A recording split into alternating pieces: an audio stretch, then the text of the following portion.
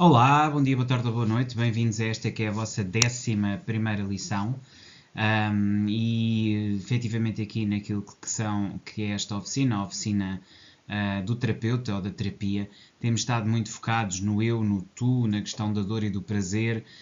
Passámos e abordámos também aqui a necessidade de trabalhar a nossa própria transformação interna e hoje vamos mudar aqui um bocadinho de tema, vamos aqui para um outro aspecto que eu vos quero trazer e que muitas vezes também influencia, digamos, e que vem do exterior também, e que influencia muitas vezes a nossa própria estrutura individual e estrutura enquanto casal na interligação, que é precisamente a ilusão do topo, não é? Portanto, aquela ideia de que se está no topo, no edging, no edge, não é? No cutting edge, naquele ponto em que dominamos portanto, esta cultura de performance, de ser o primeiro, de chegar em primeiro, e que também pode chegar ao casal, não é? Ou seja, também pode haver aqui um desafio, isto ser usado como desafio mútuo para superação. Aqui o problema não é tanto esta cultura que existe, é a forma como muitas vezes interpretamos essa cultura, sobretudo quando o fazemos por comparação e não por desenvolvimento intrínseco e pela nossa essência, mas sim por aquilo que é a projeção de imagem pública e validação, ou seja, pelo ego. E, portanto, mais uma vez trabalhamos aqui questões de ego e de essência, e esta ilusão do topo pode ser efetivamente algo perigoso, se for mal trabalhado e se for uma energia que não é, digamos, positivamente incorporada pelo casal e que poderá levar, digamos, aqui a conflitos e inclusivamente a situações de perda de controle. Nós que falámos aqui tanto dessa questão que é a aceitação, que é a percepção do que somos e que muitas vezes leva-nos a instabilidades e a perder a noção de nós e a deixar-nos levar pelo medo, pela insegurança, a partir do momento em que vamos longe demais ou que exigimos demais de nós por não sermos capazes de nos projetar e de gerir, entre aspas, as nossas emoções nos momentos certos. Então, reflexões iniciais que eu queria aqui deixar. Portanto, desde cedo somos treinados para vencer e para nos destacar, não é? Portanto, este aspecto é muito relevante, esta ideia de que nós estamos cá para vencer, para dominar, para chegar aos nossos objetivos e, portanto, o fracasso é rejeitado. Portanto, esta questão do fracasso ser algo negativo, a própria noção de autoconhecimento acaba por ser adiada e, portanto, este conjunto de situações acaba muitas vezes por criar uma pressão acrescida, uma situação de pressão em que nós estamos permanentemente a ser subjugados por este desejo e necessidade de avançar e, portanto, tornamos efetivamente aqui, de alguma forma, demasiado permeáveis a estas energias e forças que vêm de fora. E, portanto, é preciso olhar o fracasso como ele é e saber perceber que só através de um autoconhecimento e de uma continuidade é que podemos efetivamente evoluir e tratar o fracasso para aquilo que ele é, percebendo que o autoconhecimento é o único caminho que podemos ter para atingir os nossos objetivos. Portanto, muitas vezes o topo esconde uma verdade subjetiva, algo que nós não analisamos, que não aprofundamos, quer individualmente, quer enquanto dupla, enquanto casal, enquanto, digamos, enfim, terapeutas que devemos ser um com o outro quando estamos em casal. E, portanto, a reflexão é se a força estiver em cair e levantar, ou seja, e se for exatamente nesta ideia de que é no momento em que caímos e depois nos apoiamos para levantar novamente que encontramos a nossa própria noção daquilo que é a nossa missão e aquilo que devemos fazer e, portanto, é na capacidade de cair e levantar, não é? Portanto, possivelmente é aí que estará a força. Então, superação do fracasso, isto é uma visão psicanalítica também, aqui importante. Freud encarava muito o fracasso como a libertação do inconsciente, ou seja, através do fracasso, através da dor, através da limitação, através do medo, através de tudo aquilo que é negativo, nós podemos estudar o nosso próprio lixo, a nossa própria dificuldade e a partir daí descobrir onde é que estão os nossos pontos fracos, digamos assim, aquilo que podemos transformar, aquilo que podemos, ou que nós consideramos pontos fracos, que na verdade fazem parte também da nossa própria psique e são também elementos importantes que nós devemos perceber e de alguma forma assimilar no sentido de servirem de pedra no fundo, de pedra de base, de pedra de construção, no fundo a chamada pedra de tropeço, onde nós podemos efetivamente começar a evoluir. E, portanto, encarar o fracasso como a libertação do inconsciente, saber que o fracasso desmonta o ideal do ego e revela a essência, porque a partir daí nós percebemos que não podemos funcionar daquela maneira e que se calhar ao estarmos a tentar chegar a objetivos, a topos, no fundo estamos a perder de nós mesmos e entrar aqui numa auto-sabotagem constante e, portanto, perceber aqui que nós devemos essencialmente essencialmente é realçar a nossa essência e de alguma forma trabalhar o ego para que ele fique de alguma forma controlado e de alguma forma estruturado.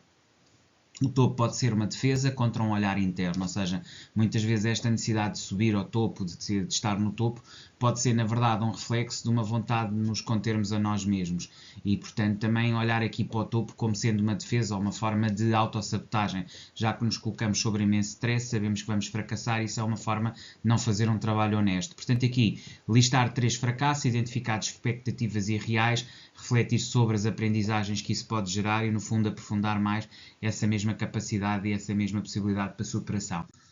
Então, a busca da perfeição, psicologia humanista, não é? Temos aqui, então, em Carl Rogers, o crescimento autêntico vem de dentro, a ideia de que é a partir das nossas bases internas que nós nos podemos construir, evoluir e trabalhar, e, portanto, este aspecto de autoconhecimento é muito importante, e fazer esse crescimento autêntico a partir do interior é também reconhecer os nossos próprios medos, limitações, receios, e a partir deles trabalhar uma nova forma de ser e estar, numa psicologia profundamente humanista, e ver a perfeição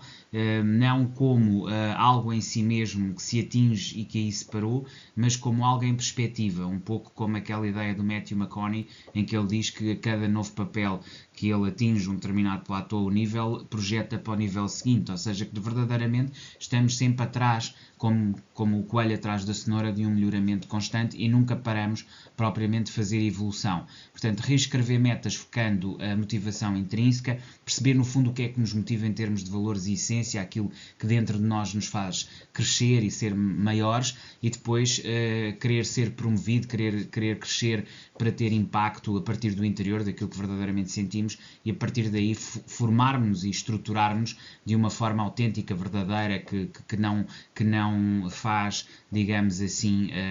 acordos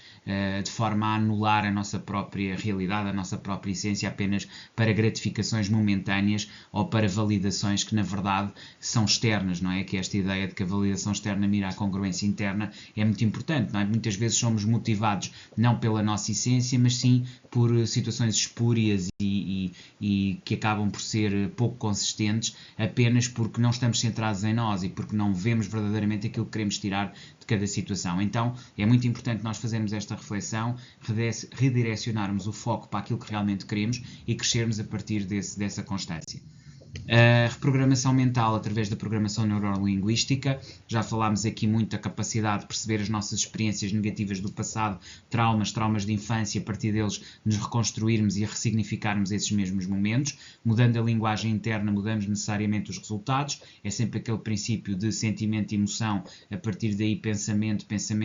palavra e ação, e depois da ação temos o comportamento, o hábito. Aliás, o hábito gera comportamento e a partir daí temos a alteração daquilo que é a nossa própria mentalidade, a nossa própria forma de ser e de estar a partir dos nossos comportamentos. Portanto, o topo pode cegar o processo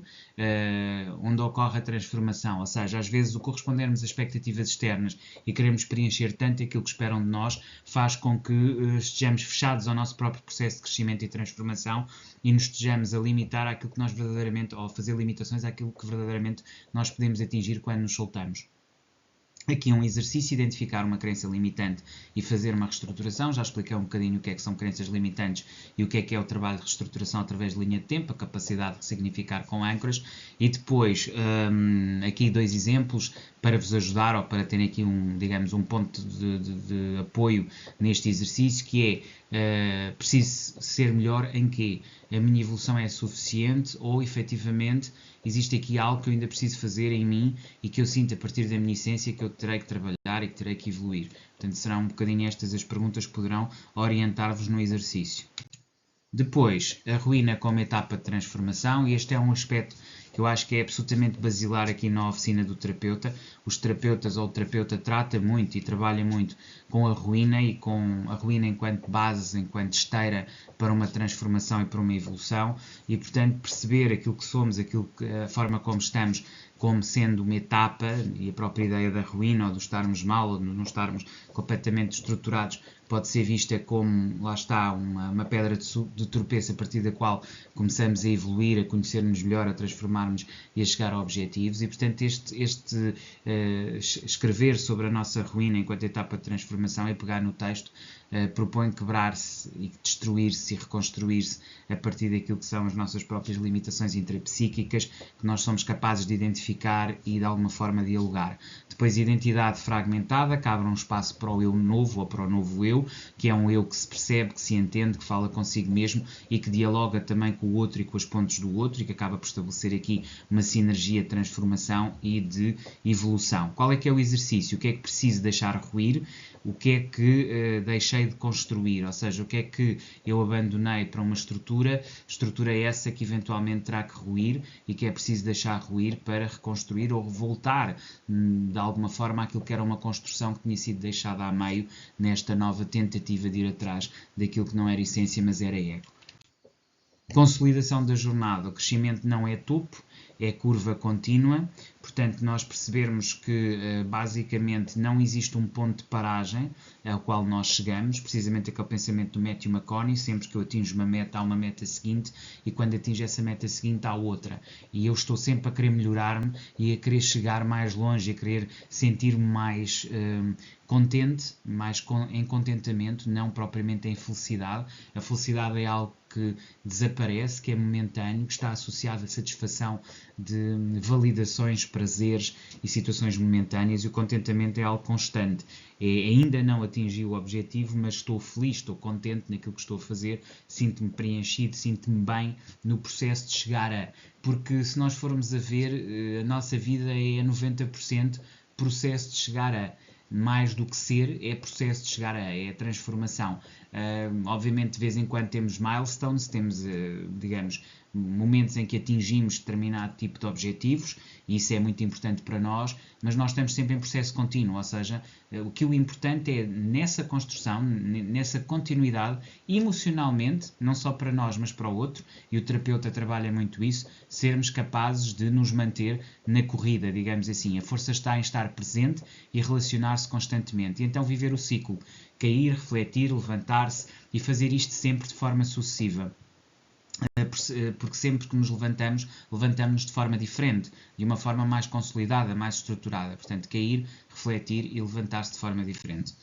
E basicamente chegamos então a este plano de transformação em 90 dias, em que é aqui importante 15 dias para observação de padrões e crenças, reformulação de linguagem e comportamento, implementação de consciência e repetir o ciclo por 90 dias e focar aqui essencialmente este aspecto, que os relacionamentos saudáveis promovem crescimento mútuo. É importante, por cada período de 30 dias, nós efetivamente, este padrão 15-15-15 vezes 2 também aqui se aplica, mas a cada 30 dias criar uma meta emocional para os 30 dias seguintes, ou seja, 3 metas, digamos assim. O outro é espelho, não é o único motivo da mudança. E então o exercício é como posso crescer comigo e com o outro, com você, ou seja, com aquele que está comigo. E, portanto, trabalhar aqui neste 11º exercício. Espero que tenham gostado. Voltamos a ver amanhã. Até lá, despeço-me com cordialidade e obrigado por assistirem aqui a este